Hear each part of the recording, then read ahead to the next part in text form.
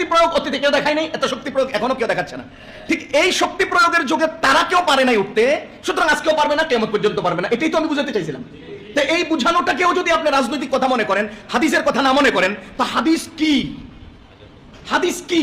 হাদিস তো ওইটাই যেটা কিয়ামত পর্যন্ত চলবে, ঠিক সেটাকেই উদাহরণস্বরূপ জাতিকে বুঝিয়ে দিতে হবে। এই তো আমি হাদিসের কথা বলছি, হাদিস শোনাবার জন্য আজকে হাদিসের কিতাব নিয়ে আসছি। আমাকে বলা হয়েছে কোরআন হাদিসের বাইরে কথা বলবেন না, ঠিক আছে না? আপনারা শুনছেন না এই ব্যাপারে? আমি প্রতি জুমায় হাদিসের কিতাব এরকম একটা কাঁধে করে নিয়ে আসবো, আর সেই হাদিসের কিতাবটা সামনে রেখে কিতাব খুলে খুলে আপনাদেরকে পড়ে পড়ে শোনাবো। চলবে তো ইনশাল্লাহ?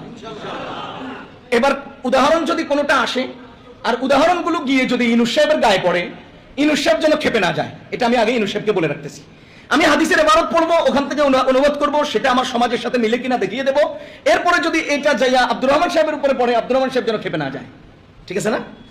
এটাই তো কথা ভাই।